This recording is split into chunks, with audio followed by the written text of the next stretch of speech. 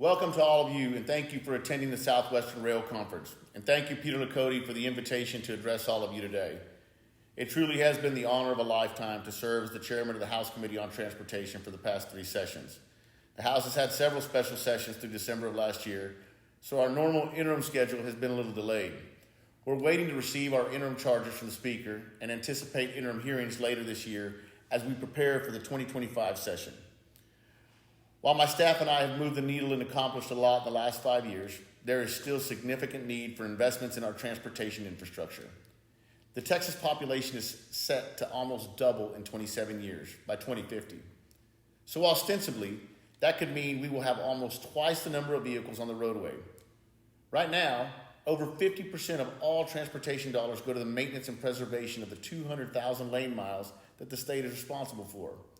That leaves less than half of the dollars remaining for adding capacity and new construction, which isn't very much at all in the grand scheme of things. We've seen the actual cost of highway construction inflate immensely over the last 20 years, and especially over the past couple of years. And the reality is that we cannot pave enough highway and add enough lanes under our current financing structures to get out of the congestion of the future. We need to find new ways to increase transportation infrastructure revenue while also increasing funding for transportation alternatives. We need to step back and rethink our plans for the future and the congestion that we know will be here in 2050. Meanwhile, 67% of all Texans live in our 5 major metropolitan areas. Shouldn't Texas have a dedicated fund for mass transportation in Texas, where 2/3 of its population live? We don't have one. We don't allocate any money for metropolitan mass transportation. We need to start funding these projects. My point here is that Texas has real needs when it comes to combating congestion, and we don't generate enough money to adequately address those needs. Rail is a great option to reduce congestion on our roads, and I continue to believe rail is an incredibly important tool that we are all underutilizing. I want to thank Judge Andy Brown from Travis County for organizing and including our office on the Texas Passenger Rail Advisory Committee, which was formed to help bring passenger rail to Texas. I understand Mr. Lakoti is also on that committee, and I look forward to working with you and the other committee members to support rail. Transportation, practically at all forms, is a great investment and has a great return on its investment. People need to move every day, and goods need to be shipped. More of my colleagues in the legislature, well, they need to look at transportation as an economic investment tool, not a cost. Rail funding, well, let's take a look at it. The bipartisan infrastructure law passed by Congress has $66 billion in advanced appropriations for passenger and freight rail projects across the country. Texas's share is not even remotely close to being proportionate to our current population or even higher growth projections. This is due to the fact that the federal funding usually requires the state to provide matching funds for a portion of the project. Today, the only way to fund rail projects in Texas is through an exceptional items expenditure, which is a one-time funding from the state's general revenue. In addition to the funding that goes to TxDOT for roads, that funding is constitutionally dedicated to roads, so TxDOT cannot simply divert funding. TxDOT's legislative appropriations request usually includes a list of exceptional items for the Appropriations and Finance Committee to choose from when there is a surplus from sales tax revenues like there was in 2022. Now, I continue to advocate for funding to the voter-approved rail relocation and improvement fund, and we've been successful at getting this in the base budget that begins on the House side.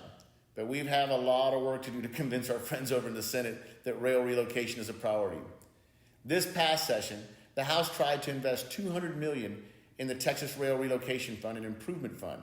However, the Senate did not agree, and the funding didn't make it into the final budget.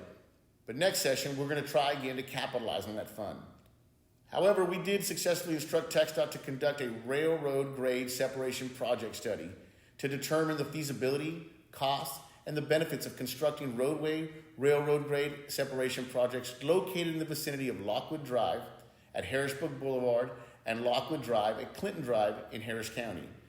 The report on that study is due December 31st, 2024. So next session, we will have more data on the costs and benefits of rail relocation use in support of the funding requests. And while I continue to advocate for even one-time expenditures on rail, an even better solution would be a dedicated funding that ensures rail projects don't rely on one-time injections every 2 years. Texas will continue to miss out on competitive grant opportunities because we do not have a dedicated source of funding for rail projects. Texas has missed out on over $1 billion in federal funds for rail over the last decade because we don't have a dedicated source funding to compete for those federal state cost-sharing programs. Now to port funding. Although we have not provided enough funding for rail, the legislature has shown that they understand the importance of investing in the movement of freight by investing in our seaports. There is a significant need for additional funding for maritime infrastructure, seaport connectivity, and ship channel improvement projects. And this last legislative session, we did have success in getting some funding for the improvements to our Texas seaports. Over the past 3 sessions as Chair of Transportation, I've worked on creating new funding sources for seaports in Texas. However, for several sessions, we were cutting our state's budget, so the programs were created without any funds attached to them. Fortunately, our sales tax collections from 2022 generated a budget surplus for the 88th legislative session. I'm proud to say we appropriated a historic $640 million to assist Texas seaports in making critical investments in their facilities.